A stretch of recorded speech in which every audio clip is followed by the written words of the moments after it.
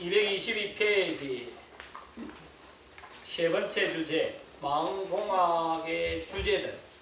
일종의 이 말은 마음이라고 하는 기계의 주 부속품들 중에서, 이 말은 마음공학 주제, 이 말은 마음이라고 하는 기계를 구성하는 여러 부속품들 중에 우리가 실질적으로 접근 가능하고 통제 가능한 것이 뭔가, 이걸 이제만 뽑아 놓은 겁니다.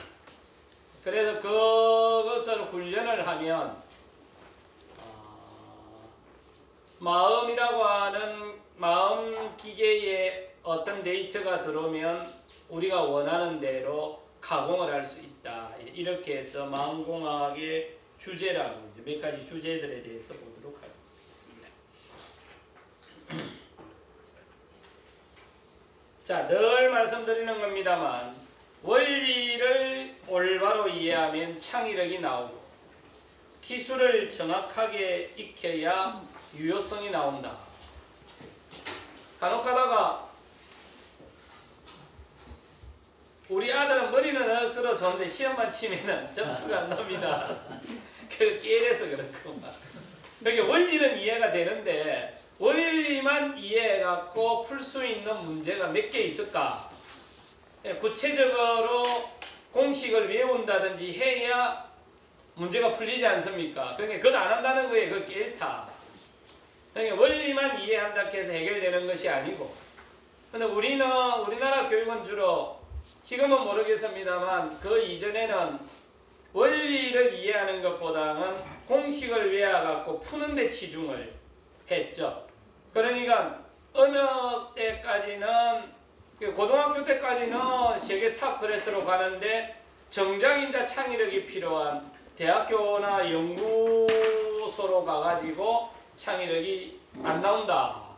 이게 이제 문제다 이랬지 않습니까? 그러니까 원리를 정확하게 이해를 하면 창의력이 나오고 현장에서 활용할 수 있는 범위가 넓어지는 거죠. 그리고 구체적으로 기술을 익혀야 유효성이 나온다.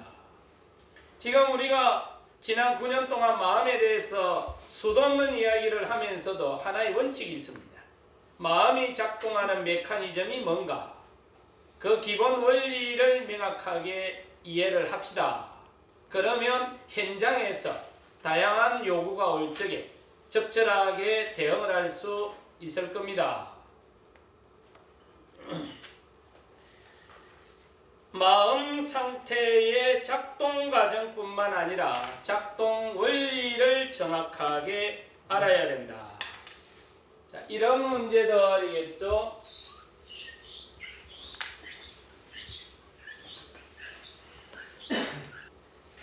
서울에 어떤 분은 이런 게해서 인터넷 올리지 마자 카대. 그 봐요. 틀림없이 올려놓으면 서양 놈들이 다 갖다가 저거식대로 다 해물깁니다. 그래서 우리 쪽에서 책을 몇 권 더 써갖고 좀 더 확보를 한 다음에 올립시다. 그 말도 맞는 말이다. 그래서 참 문제는 이제 요놈들이 가가지고 우리도 못 쓰게 만들어버리니까 그게 문제지 않습니까? 아마 우리가 이리 보는 것보다 또 다른 차원에서 보는 사람들이 있나 봅니다. 지금 여러분들이 어디서 왔습니까? 저는 집에서 왔습니다. 해운대에서 오시면 해운대에서 여기까지 오는 길을 설명할 수 있습니까? 설명할 수 있죠? 그러면 해운대에서 여기까지 오는 과정을 설명할 수 있죠? 혹시 여러분들이 자동차를 타고 왔으면 자동차가 어떻게 운동을 해서 여기까지 갖다 줬는지 운동 원리를 설명할 수 있습니까? 그의 헬 부분이면 할 수 있겠지만 자, 일반인들 한번 보입시다.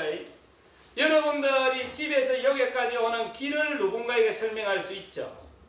그런데 혹시 여러분들이 자동차를 타고 왔으면 자동차가 어떻게 운동을 해서 이동을 하는지, 그 운동한 과정은 설명할 수 있을지 몰라도 운동의 원리를 설명하는 것은 전문가들이 아니면 쉽지 않지 않습니까?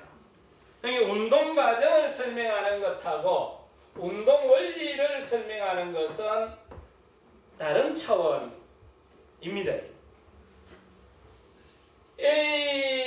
A에서 B가 만들어졌습니다. 신이 있고 그리고 신의 의지에 의해서 피조물이 만들어졌습니다. 이렇게 표현할지 이걸 뭐라고 합니까? 연역법. 이렇게 했었죠. 이게 뭐 아리스토텔레스가 주도를 했었고, 그리고 그 이후로 교부 철학에서도 그리스도교에서도 요 신이 우주를 창조했다라는 거하고 유사하다 이래서 이제 요 원리를 채택을 했었죠. 이걸 연역법이라고 하죠.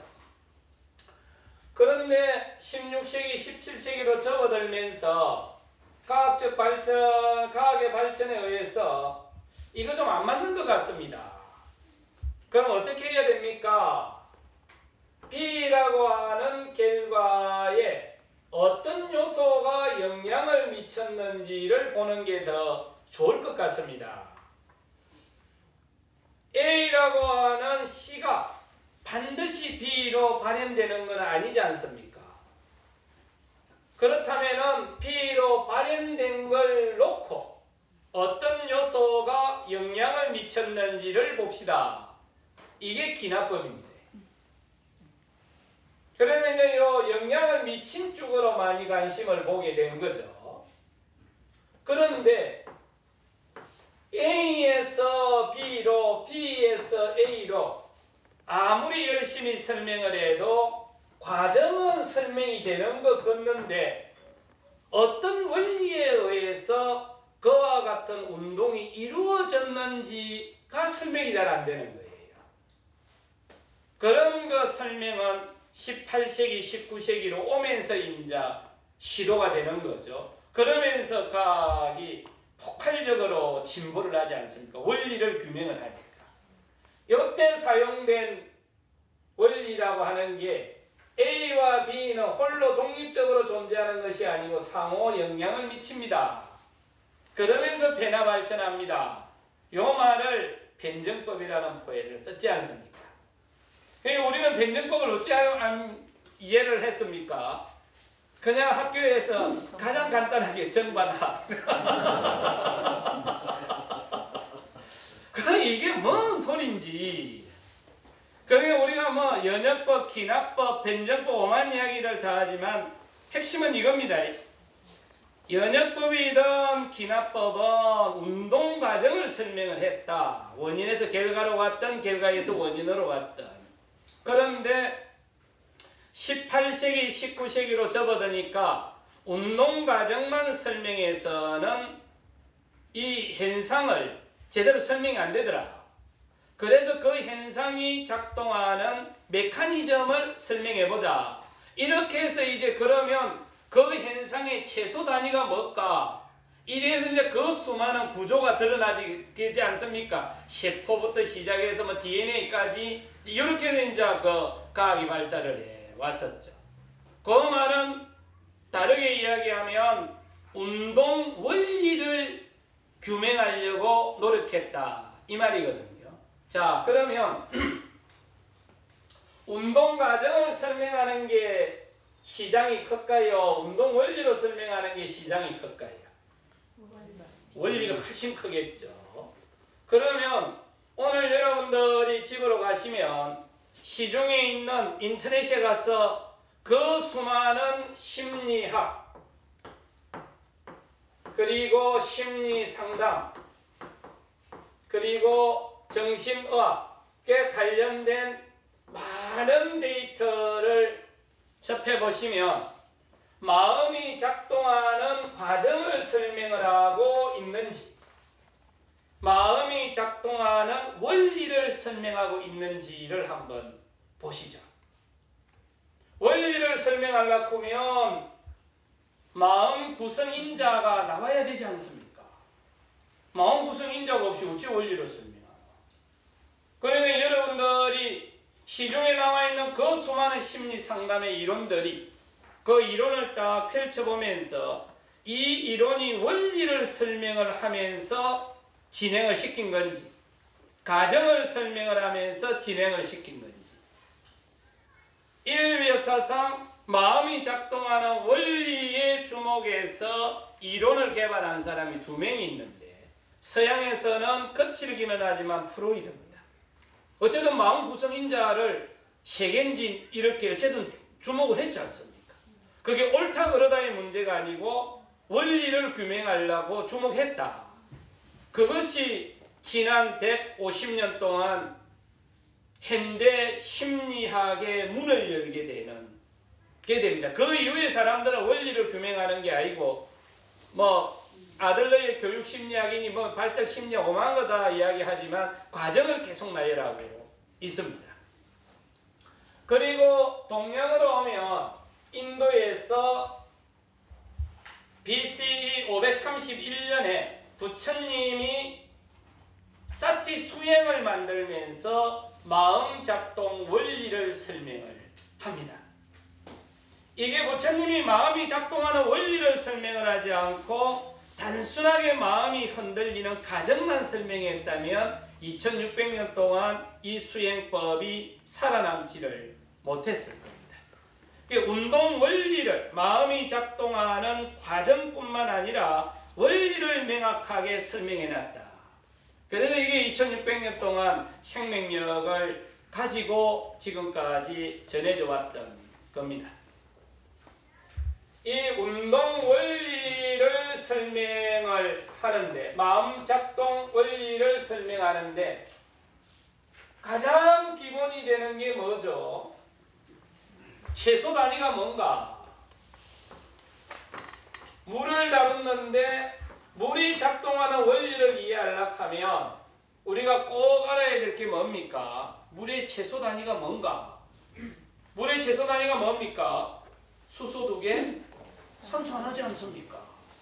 그걸 가지고 우리가 물을 활용할 거죠. 그러면 마음이 작동하는 여러 가지 부속품이 있을 텐데 반드시 필요한 최소 단위 부속품이 뭐노? 이게 우리가 마음과학에서 계속 이야기했던 4가지 기본인자. 이게 마음이 작동하는 최소인자. 이걸 가지고 마음이 작동하는 원리를 설명을 해냈던 겁니다. 그게 없었으면 마음공학은 거의 뭐 접근도 못했을 겁니다. 자, 그러면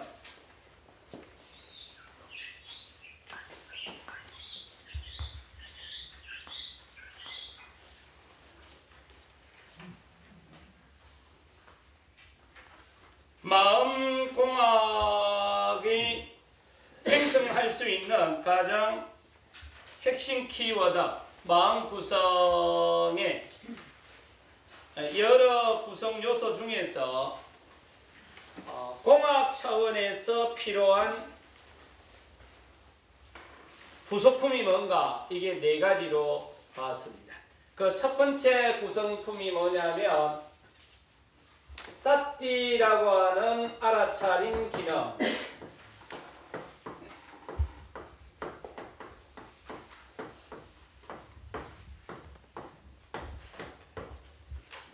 자, 이건 계속 강의를 들으실 분들은 이해를 하실 거고, 오늘 처음 오신 분들이나 처음 강의에 참석하시는 분들 위해서 잠시만 설명을 해드리죠. 제가 칠판에 글을 쓰면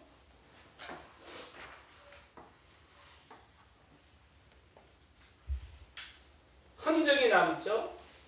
손으로 지워버리면 칠판은 남지만 글씨는 지워지지 않습니까? 그러면 이 칠판하고 칠판 포면에 쓰이는 글하고는 한 가정일까요? 2가정일까요? 2가정이죠. 그래서 원판은 남아있지만 지워버리면 글씨는 없어져 버리지 않습니까? 여러분들이 거울을 보면 거울 포맨이 있고 물건을 거울 포맨에 갖다 놓으면 상이 맺어지겠죠. 근데 물건을 치워버리면 거울 포맨만 남을 거예요. 그럼 거울 포맨에는 거울 포맨과 상이 맺힌 것은 한 가정처럼 보여지지만 보면 두 가정이 되어 있을 겁니다. 근데 사람의 마음도 거울 기능이 있습니다. 그 사람 마음에 있는 거울 기능을 어라고 했고, 그 마음 거울의 이미지 형태로 상이 맺히면 이걸 식이라고 한 겁니다. 그럼 혹시 여러분들이 일반적으로 이야기할 적에는 어하고 식을 분리해서 이해를 합니까? 그냥 어식 이래 한 덩어리로 가버립니까? 한 덩어리로 가버리죠. 어식이 죽었나 살았나 이러지 않습니까? 근데 요 단어는 마음 거울이라고 하는 어에 상이 맺힌 식이 결합을 해서 어식 이렇게 되는 겁니다. 이걸 부처님이 발견했다는 거 아닙니까? 그런데 상식적으로 제가 이 칠판에 글을 쓰면 칠판이 자기 포면에 글이 써졌다는 걸 알까요? 모를까요? 모르겠죠?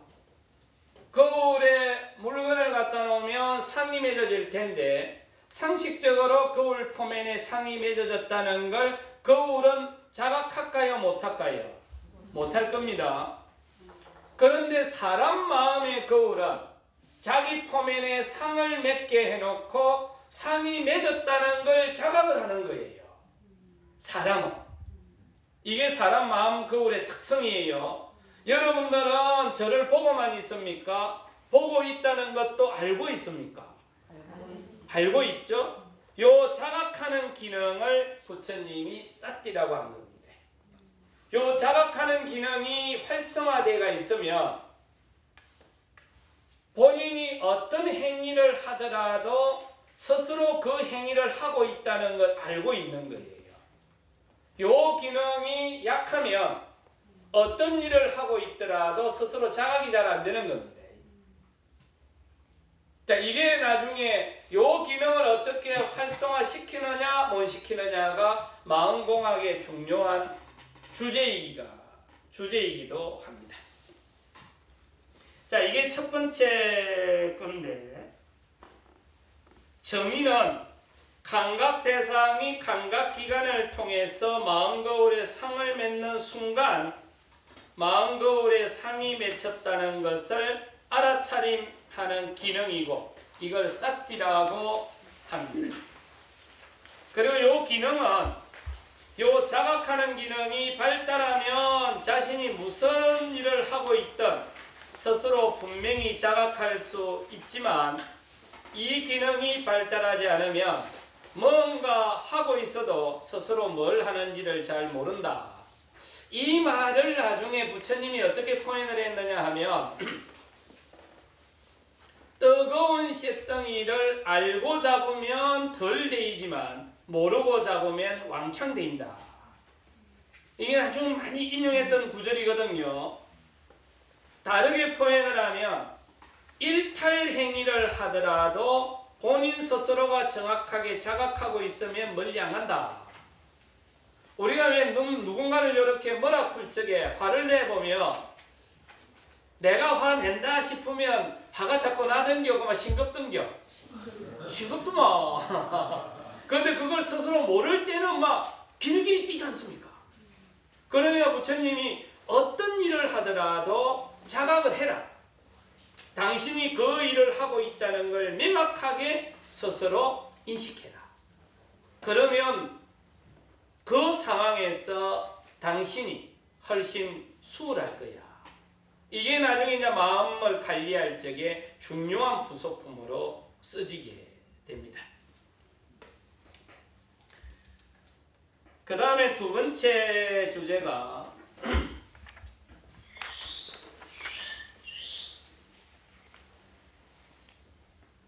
똑같은 겁니다만 똑같은 사띠를 지금은 자각하는 측면에다가 포커스를 맞췄는데 근육이라는 측면으로 포커스를 맞추면 마음 근육이 됩니다. 마음 근육이 되는데 정의는 마음도 일반 육체처럼 근육을 갖고 있다. 이걸 마음 근육이라고 하는데 마음 근육은 알아차림 기능인 사띠의 다른 이름이기도 하다. 마음 근육이 발달하면 감각 대상에 집중하는 몰입도가 높아지고 이 기능이 발달하지 않으면 몰입도가 낮아진다. 영향력은 마음 근육이 발달하면 자극에 대한 탄력이 높아지고 대응력이 높아진다. 운동을 많이 한 사람하고 여러 개 부딪혀 보면 몸에 탄력이 좀 있던가요? 좀 있더만. 마음 운동을 좀 많이 하면 마음도 탄력이 있다. 그래서 외부 자극에 대해서 탄력이 좋으니까 대응력이 좋아진다. 연세 드실수록 노여움을 잘 탄다 하던가요? 그런 것 같더만. 그러니까 나이 드신 분 만나면 조심해야 된다. 한 번 마음에 타격을 입어놓으면 이게 빨리 회복이 안 된다 하니까요. 그러면 평소 때 똑같은 이야기를 했는데 아픈 사람한테 가서 이야기를 해놓으면 타격이 더 오잖아요. 그러면 조심해야 된다 하요. 그러면 이게 마음의 탄력이 있느냐 없느냐, 이것이 외부 자극에 대한 대응력이 달라질 수 있다. 아들은 울다가도 뭐 주면 울면서도 먹지 않습니까? 어른들은 그런 게 어디 있노? 안 되지 않습니까? 그냥 마음 탄력이 빨리 회복이 안 되는 거예요. 간혹 가다가 연세 드신 어른 스님들 보면 좀 촐랑될 때가 있는데 철이 없다고 하지 말고 마음 탄력이 좋은가. 그럼 우리가 수행을 한다라는 것이 마음 근육을 키워서 마음 탄력을 좀 높여주자. 그러면 자극에 대한 대응력이 클 수 있다. 아까 설명해 드렸던 것처럼 화가 일어날 적에 이 화가 1kg 정도의 힘을 가지고 있다. 그러면 마음 근육이 1kg 이하의 근력을 갖고 있으면 구속될 것이고 1kg 이상의 근력을 갖고 있으면 자유로워질 것이다. 나중에 프로이드 쪽도 마찬가지고 서양 심리학 쪽에서 이야기할 적에 그러면 기억 이미지가 기억이 문제를 일으키는 원인입니다. 그래서 그 기억의 마음 공간 속으로 들어가서 기억이 갖고 있는 무게를 해체합시다. 그러면 자유로워질 수 있습니다. 그럼 A라는 기억의 무게를 해체하면 B라는 기억의 무게가 또 등장을 하면 어쩝니까? 여기에 대한 명확한 답을 못 주고 있거든요. 그러니까 계속 하나 타켓 자체는 해결했는지 몰라도 다음 타켓이 일어나면 어째야 되노? 거기에 대한 답이 없었던 거거든요. 부처님은 어째 이야기를 했느냐 하면 마음 근육을 키워놓으세요. 마음 근육이 1kg 이상이면 1kg 이하의 기억 무게는 문제될 게 하나도 없습니다. 그리고 다 깨져버립니다. 이리 본 거거든요. 그러면 그 다음에 어떤 문제가 일어나더라도 이미 마음 근육이 커져 있기 때문에 그것보다 무게나 질량이 덜 나가는 게 등장을 할 적에는 어떤 문제가 없습니다. 그러니까 기억 무게 자체만 포커스를 맞춰서 요걸 휘저으면 요거는 해체할 수 있는지 몰라도 마음 근육이 커지지 않는다.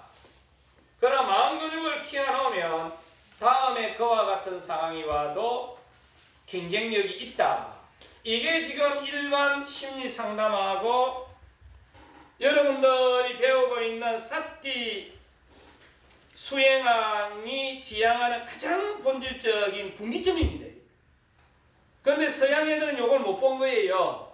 그러니까 이파사나나 사띠 수행의 행식만 갖고 왔지 메커니즘을 못 갖고 간 거예요. 그러다 보니까 이 훈련을 못 시키고 피라미드 방식으로 훈련을 시켜버리게 됩니다. 이게 마음 근육을 키우는 거고,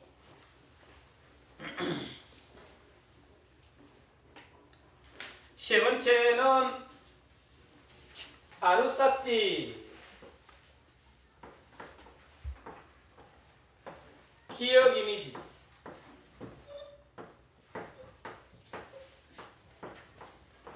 어쨌든 우리가 살아왔던 삶의 흔적은 마음 공간 속에 저장이 돼 갖고 있죠. 지금 이 공간에는 존재가 직접 들어와 있죠. 그래서 책상이나 사람이 다 직접 들어와 가지고 있죠. 여러분의 마음속에는 존재가 직접 들어와 있습니까? 존재에 대한 이미지가 들어와 있습니까? 이미지가 들어와 있죠. 혹시 화날 때 있습니까? 저도 화날 때가 많습니다. 전에는 방 안에서 내자 이랬는데 인자는 막 안팎 끝으로 내자. 그런데 화가 그냥 납니까? 어떤 대상이나 사람에 대해서 화가 납니까? 사람이나 대상에 대해서 화가 나죠? 그런데 일반 공간에는 존재가 직접 들어와 있는데 사람의 마음 공간에는 존재가 직접 들어오는 것이 아니라 이미지가 들어와 있죠. 그러면 어떤 사람에 대해서 화가 난다면 사람이 직접 들어왔습니까? 사람에 대한 이미지가 들어와 있습니까?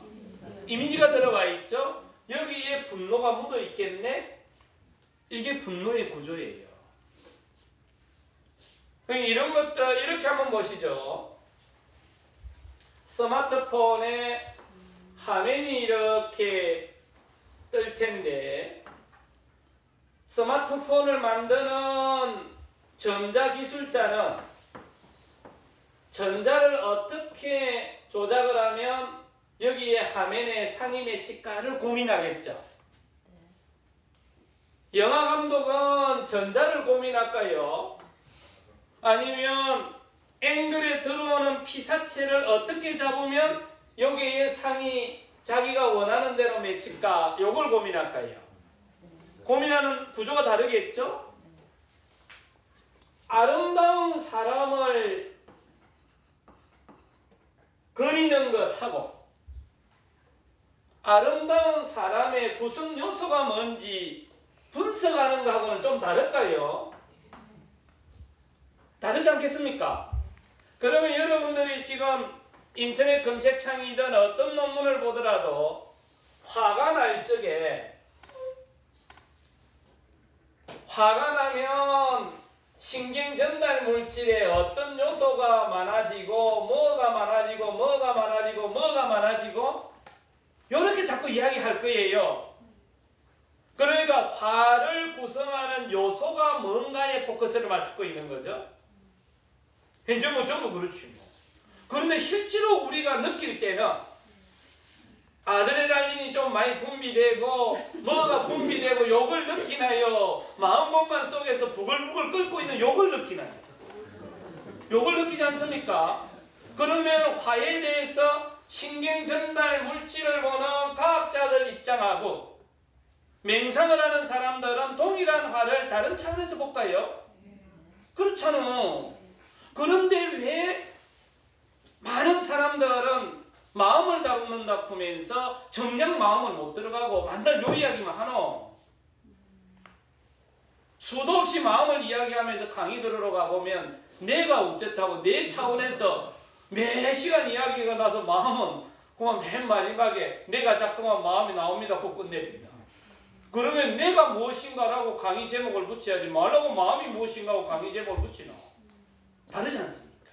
그런데 더 재미있는 거는 마음을 전문적으로 다루는 불교도들, 불교학자들이 전부 요 차원에서 매몰되어 있다 카입니다. 다르다 이게. 보는 차원이 다르고 초점을 다르게 맞춰야 된다. 그래서 지금 여러분들이 보는 거는 뇌나 신경 전달 물질의 차원이 아닙니다. 그게 필요 없다는 것이 아니고 그걸 통해서 만들어진 마음을 직접 보자는 겁니다. 이렇게 한번 보시죠. 발생학적으로 어느 게 먼저인가 뒤인가를 구분할 수 있겠죠.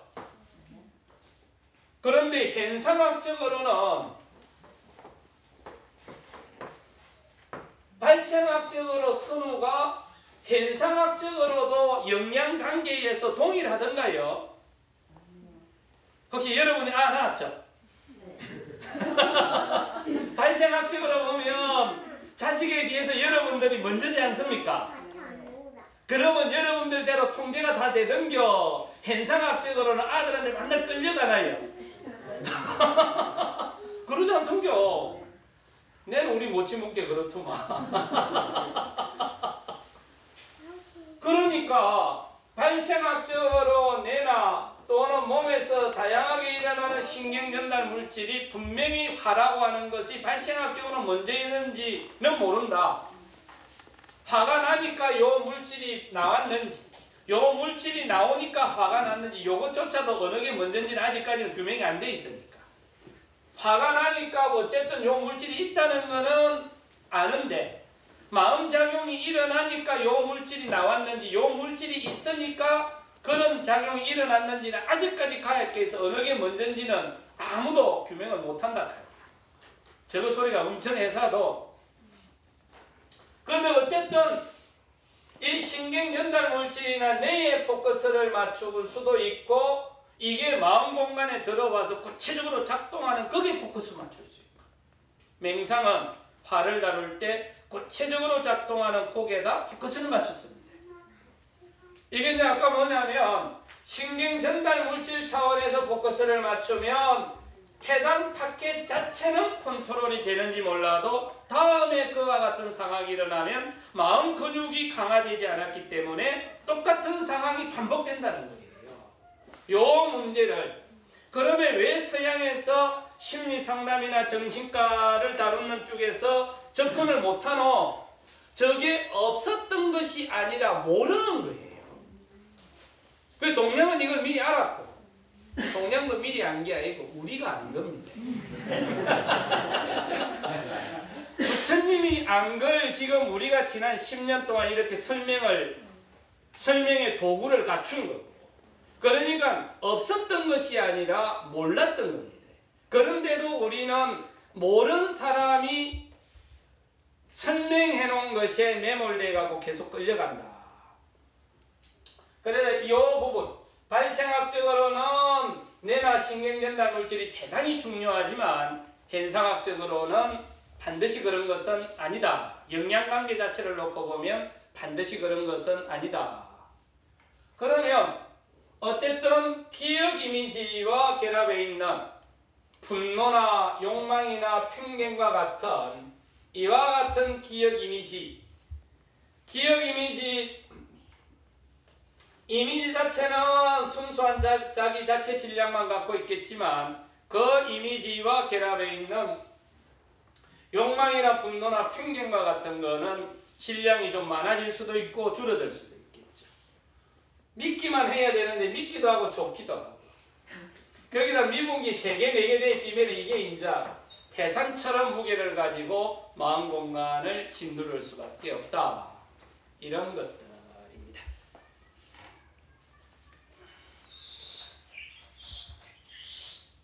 그리고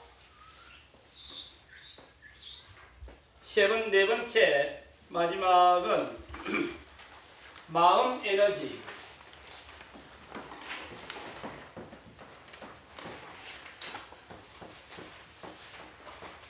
그러면 구체적으로 마음이 에너지를 많이 갖고 있으면 일을 처리할 수 있는 역량이 높아진다. 분노나 욕망과 같은 현상이 마음 공간 속에 작동할 적에도 효율적으로 통제할 수가 있다. 그러면 그 마음 에너지를 어떻게 하면 소비가 되고 어떻게 하면 보충을 할 수 있노? 자, 이것이 이제 우리가 마음 공학 차원에서 접근해 볼 수 있는 네 가지 중요한 주제들